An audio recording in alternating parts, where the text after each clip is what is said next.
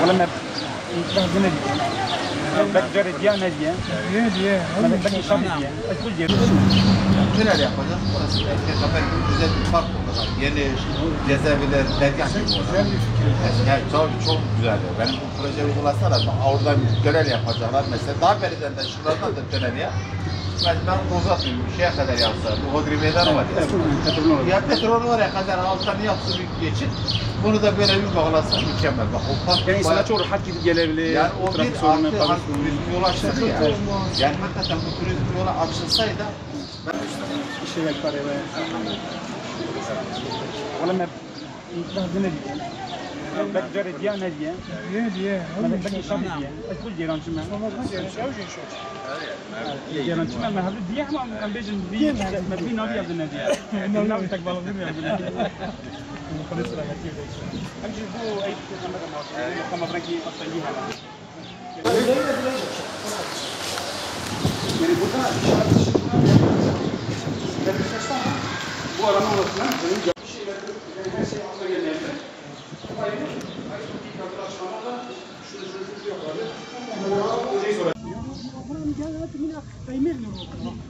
Ne var ya? Tefran yani çocuk oturuyor yok mu? Gerçek.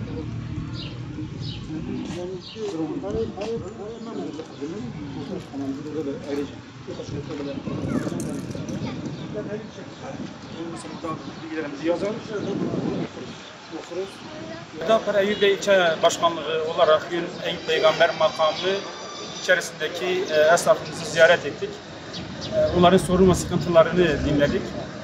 Maalesef birçok meselede olduğu gibi Eyüp Peygamber sabır makamı da hak ettiği değeri göremediğini gördük, müşahede ettik. Esnaflarımızla görüştük. Burada yani gerekli yatırım yapılmadığını, burada gerekli projelendirmelerin yapılmadığını, bundan dolayı da turistlerin buraya çok fazla ilgi göstermediğini, gelen insanların bir daha gelemediğini söylediler. Özellikle burada herhangi bir düzen yok. Burada bir başıboşluk var. Güvenlik konusunda ciddi zafiyetler var. İnsanlar burada maalesef emniyet içinde gezemiyorlar. Yani hem araçların noktasında hem de kendileri noktasından küçük çocuklar tarafından sürekli taciz ediliyorlar. Ayrıca çok sayıda dilenci var. Bu dilenciler gelen misafirleri rahatsız ediyorlar. Bu da maalesef Eyüp Peygamber Sabır Makamı'nın imajına bir leke sürüyor. Ayrıca burada herhangi bir otopark falan yok. Yani insanlar araçlarını Eyüp Peygamber makamının hemen aşağısındaki boş araziye bırakıyorlar, toprak araziye bırakıyorlar. Orada otopark olmamasından dolayı da insanların araçları, camları patlatılıyor, araçları çiziliyor, eşyaları çalınıyor. Bu da maalesef yani Eyüp ilçemize yakışmayan bir durumdur. Bundan dolayı biz burada tüm yetkililere çağrıda bulunuyoruz. Hem Şanlıurfa Büyükşehir Belediyesi'ne hem Eyüp Belediyesi'ne çağrıda bulunuyoruz. Yani Eyüp Peygamber Sabır makamı gibi bir makama sahip çıkılması gerekiyor. Burası Eyüp ilçemizin adeta vitrinidir. Çünkü Eyüp ilçesi ismini buradan alıyor. Buranın bu şekilde başıboş bırakılması doğru değildir. Daha önceki yönetim tarafından burayla ilgili bir proje çıkarılmıştı.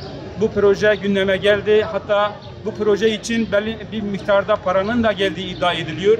Ama maalesef bu projeyle ilgili herhangi bir adım atılmamış, herhangi bir şey ortada yok. Burası için ciddi anlamda acilen yetkililerin harekete geçmesi gerekiyor. Buraya sahip çıkılması gerekiyor. Doğrudur, Balıklıgöl platosundan kültür ve turizm yolu buraya açılıyor, doğrudur. Fakat bu yolun tek başına açılması çözüm değildir. Eğer siz burayı ihya etmezseniz, burayı güzel bir hale getirmezseniz, burada güzel bir proje oluşturmazsanız gelen insanlar bir daha buraya gelmeyecektir. Yani trilyonlarca para yola harcıyorsunuz. Aynı şekilde o yolla beraber Eyüp Peygamber sabır makamının da etrafında çok güzel bir projelerin yapılması gerekiyor. Aynen Balıklıgöl platosunda olduğu gibi.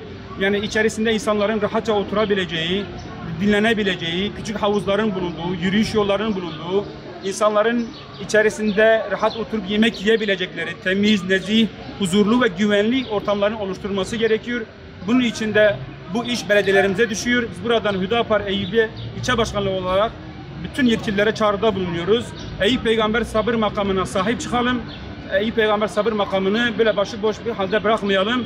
Turizm diyoruz, yatırım diyoruz, Urfa'ya turist gelsin diyoruz. Sosyal medyada belki yüzlerce, binlerce paylaşım yapıyoruz.